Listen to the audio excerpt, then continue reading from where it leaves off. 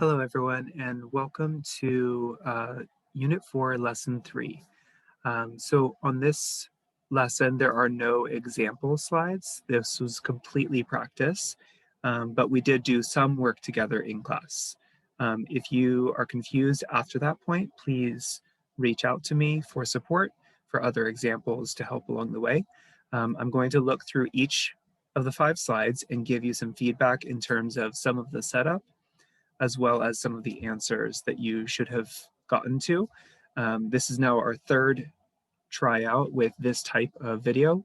Please let me know if it is helpful or if you think that changes need to happen.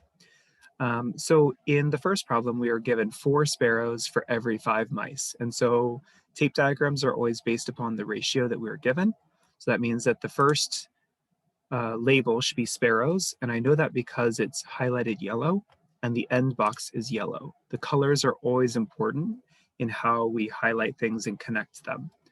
So this should say sparrows, and that means that there should be 1, 2, 3, 4 boxes. These 2 last boxes, the ones I'm marking red right now, should be deleted. They are not important for this particular problem, and it's important for you to be able to create the tape diagram accurately.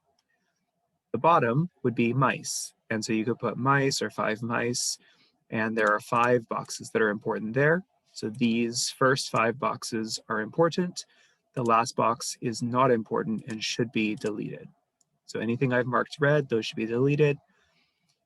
Then in the problem, it tells us that we are going to split 80 total sparrows. And so we're going to split the 80 by placing it in the end and dividing it by the 4 remaining boxes for sparrows. Whatever our answer for that is, will be the number that goes here, as well as the number that goes in each of the white boxes, both for the sparrows and for the mice. Your total should be 80 to something. 80 is the yellow, and then that something that you get is what's the green total, which you'll prove with your multiplications, type in your answer, and include in a sentence answer. In the next problem, we're starting with 12 over 20 in the first 2 fraction problems. And instead of showing you how to set it up, I'm going to show you what C value you should have gotten. So for this one, because we want to get to 20 by the end, the C value has to be 1, because that's the multiplier. That's the number that we need to multiply the original ratio by to get to the new one that we want. In this case, because it's C equals 1, we're getting the exact same ratio. On part B, we're starting with 12 over 20, and our goal is to get to 3 over something. And so our C value is going to be 4 by division. So you could say 4 by div or 4 by division. It's important that we notice that this is a division C value, not a regular multiplication C value. And then the answer that you get from this, 3 to something, is what starts our double number line down in part C. The next numbers would be 6 to something, and then so on, counting by 3s on the top, and whatever our number was here as our second number should be the bottom number that we're counting by. Eventually, we should see 12 to 20. That should actually be this one right here. The ones with the dark outline is our original ratio. And the ratio that we need to put the star on will be one of the others, the one that has a 15 as the first number, the top number. All right, I'm going to pause for a moment, and then I'll join you on slide 2.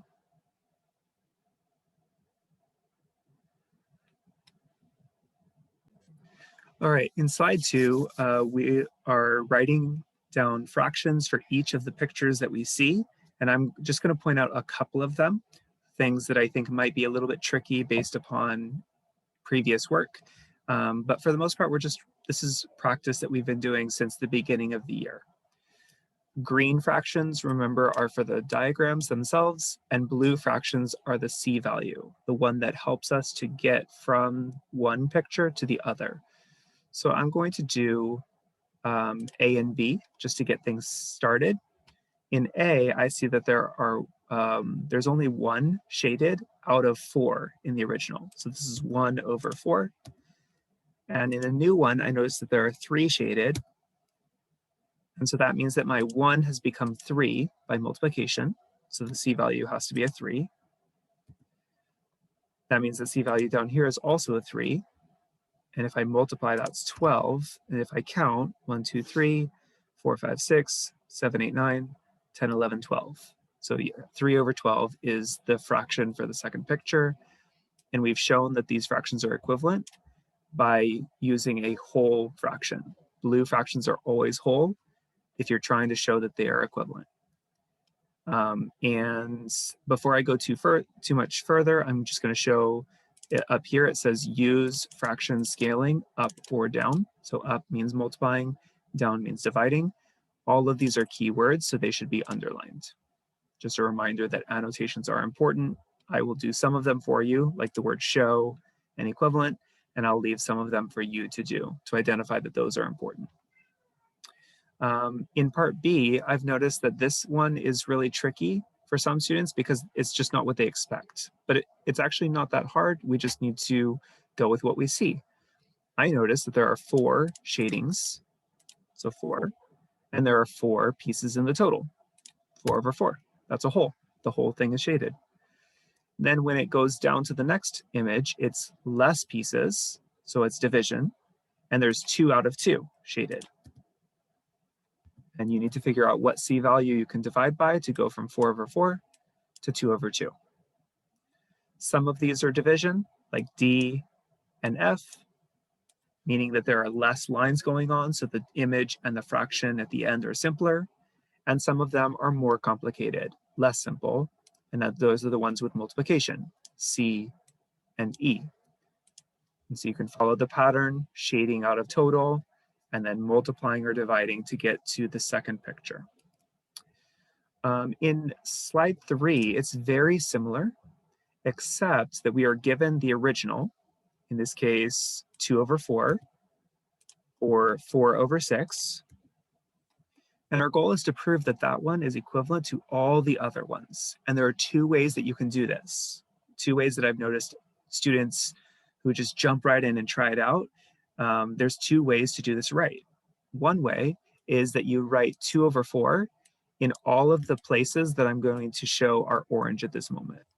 So all of those you could write as 2 over 4 to show that 2 over 4 becomes each of these new pictures. So that's one way. Another way is you could think about, let's say that this one is the orange one, then I would want to prove that it can become the new one. And so whatever I get from here, let's say that that's yellow. Instead of starting with the orange one again, you could actually now start with the yellow one and show that that one becomes the new picture. Let's say that that one was whatever the fraction is here. I could take that and move it into the next one. And that's the one that would help me to prove that the last image was equivalent.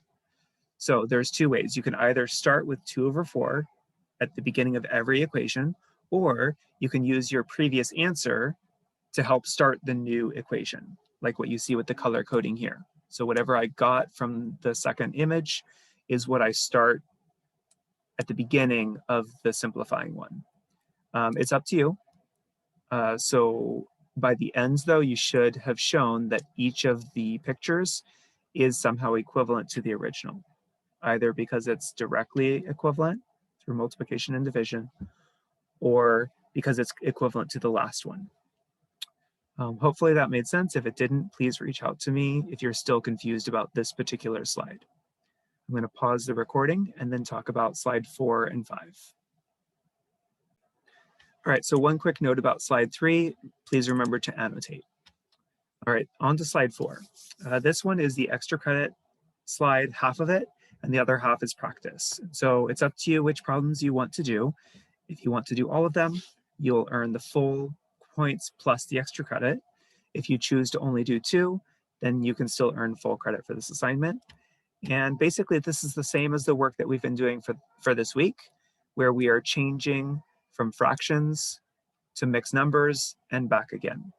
In this case, we're doing the fraction becoming a mixed number, which is the opposite of what we did in class, where we took a mixed number and made it into a fraction. So the processes are the same, but reversed. to go from a fraction to a mixed number, so like the example that I'm showing right now, 33 over 4 becoming a mixed number, 8 1/4, is found through division, dividing the 33 by 4, seeing how many sets of 4 there are in the 33 pieces. And that's because each whole has 4 pieces. So 4 out of 4 is a whole. And we're seeing how many of those we can fit into the 33/4. Since the remainder is a 1, that means we have 1 piece out of 4 left over. And then that comes in when we do the checking. When we multiply the whole number times what a whole fraction looks like, 8 times 4 over 4. And from that step, then we add the extra 1/4 to get 33/4. Seeing the 33/4 proves that our multiplication and division were both correct. Make sure that you only ever add the extra fraction, not some random fraction just to get back to where you started from, because that means that you're trying to pretend like you got the answer rather than prove that you got the answer. So that you should never be adding something just to get back to the 33/4. If it doesn't get there with the numbers that you have, you've made a mistake, and that's okay. We learned from our mistakes, but we need to make sure that we then improve our work and find where the mistake actually happened. This image is in the corner, so if you need to see it, you can always move it around, enlarge it, and use that to help you with the 23/6, the 17/2, and so on. One other quick note, there are a lot of annotations, all of them important words, so underlining. And in part C and D, what you're going to do is select the question mark and delete that for your answer, which in this case should be an 8. And then each of the question marks here, you want to get rid of it and put the answer, which in this case should be 5 and then 7. And you'll want to prove that through long division to find the answer, and then the fraction multiplying or scaling, and adding to prove it. For the last one, you should have gotten 6 1/10. So you need to make sure you replace the question mark only with the number that you got. Otherwise, it looks really weird. So just make sure that you are careful about getting rid of the question mark and immediately replacing it with the answer for that part. The others, the reason why I left those for you to do on your own is because when you do it, 8 and 1/2, it makes the fraction for you. Same thing for this one. The number of 6s that go into 23 are 3. There's going to be 5 left over. So 5 out of 6. Oops, there we go. And so it fits perfectly as the weird fraction thing that they can create, but the other two won't do that. So that's why I made the boxes with question marks. All right, so I'm going to jump down to slide 5. In this, you should have gotten 15 over 2, 28 over 3, 15, 16, 17 over 5, and 53 over 6. If you accidentally saw this 6 as an 8, then you should have gotten 40, sorry about that. You should have gotten 69 over 8, but that's only if you misread it and didn't want to go back and redo the work to replace it. So again, the actual answer for this problem is 53 over 6, but if you accidentally read that 6 denominator as an 8, then you would have gotten the answer of 69 over 8. I hope this was helpful. Please reach out if you need any support. One last note is that this right here is your multiplication chart. So if you click on it and you click, it will bring you to something I mentioned last time, which is a 25 by 25 multiplication chart.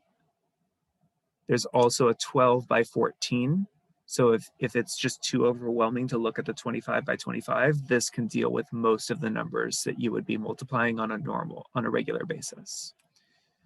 All right, well, I wish you well in finishing or revising your work, and I look forward to seeing your submissions soon. Have a good day, a good weekend, and I will see you on Monday or Tuesday.